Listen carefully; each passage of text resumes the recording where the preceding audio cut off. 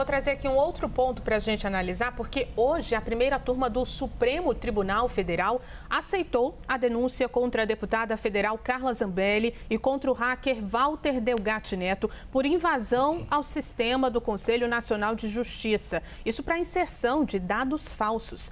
A Gabriela Prado, ao vivo de Brasília, tem mais informações. Oi, Gabi, bem-vinda.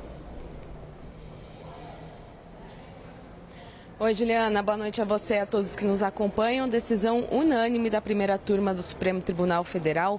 Todos os ministros acompanharam o relator do caso, o ministro Alexandre de Moraes, e tornaram, então, réus tanto a deputada federal Carla Zambelli quanto o hacker Walter Delgatti. Essa é uma história que teve início em 2022, segundo a Procuradoria-Geral da República. Entre agosto de 2022 até janeiro de 2023, o hacker, segundo a PGR, a mando de Carla Zambelli, invadiu diversas vezes o sistema do Conselho Nacional de Justiça, o CNJ, e inseriu documentos falsos, inclusive um mandado de prisão contra o ministro relator, o ministro Alexandre de Moraes.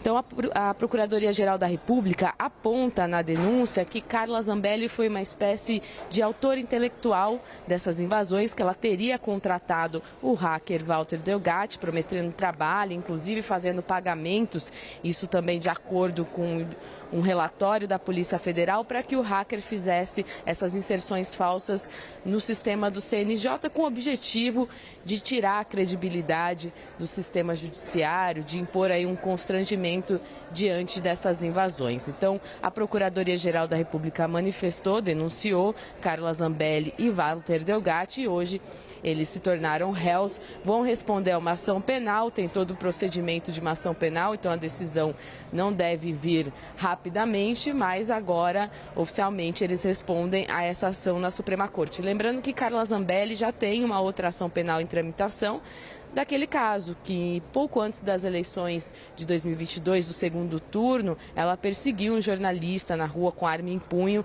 na capital paulista. Ela também responde a esse caso na Suprema Corte. Bom, a defesa de Carla Zambelli já se manifestou, disse que acredita na inocência porque a prova de investigação criminal evidenciou que inexistem elementos de que tenham contribuído, anuído ou tomado ciência dos atos praticados pelo complicado. Complicado a que a defesa se refere é o hacker Walter Delgatti. A defesa do hacker disse que ele é confesso, já é um réu confesso desse crime praticado e já era esperado o recebimento da denúncia por parte dos ministros. Mais um caso em que Carla Zambelli, deputada federal, se torna ré, e também o hacker Walter Delgatti.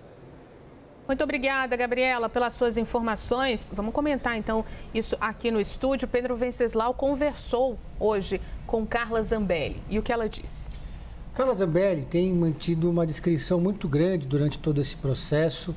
Ela não quer entrar em confronto com o Supremo Tribunal Federal, também tem evitado ataques diretos ao Congresso Nacional. E ela disse o seguinte: sou a deputada mais perseguida da Câmara, por isso mantenho o silêncio. Mas as pessoas do entorno da Carla Zambelli avaliam que ela teria sido escolhida como um exemplo pelo Supremo Tribunal Federal. E por isso, isso explicaria um certo isolamento da deputada no Congresso Nacional hoje.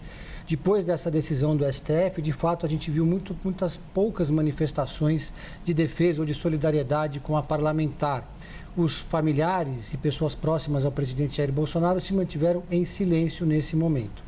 Claro, houve um afastamento de Carla Zambelli do clã Bolsonaro depois desse episódio que foi citado pela Gabriela Prado, quando ela perseguiu um jornalista com arma em punho. Os bolsonaristas consideram que esse episódio foi determinante na derrota de Jair Bolsonaro na eleição presidencial de 2022. Esse episódio somado àquele que envolveu Roberto Jefferson, que ele atirou contra policiais. Tudo ali naquele momento crucial da campanha.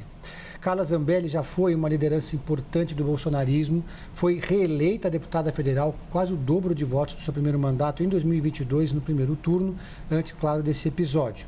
E agora, no Congresso Nacional, tem evitado também os holofotes, não participa de nenhuma comissão mais importante, não tem evitado o confronto nas comissões. Ela sempre foi uma deputada muito combativa, mas tem atuado discretamente nas eleições municipais, construiu um grupo político aqui no estado de São Paulo, elegeu o irmão dela, deputado estadual, estadual, deputado estadual aqui, Bruno Zambelli, e agora ela aguarda os desfechos. Mas o clima no entorno da deputada e também no PL, o partido de Carla Zambelli, é de pessimismo.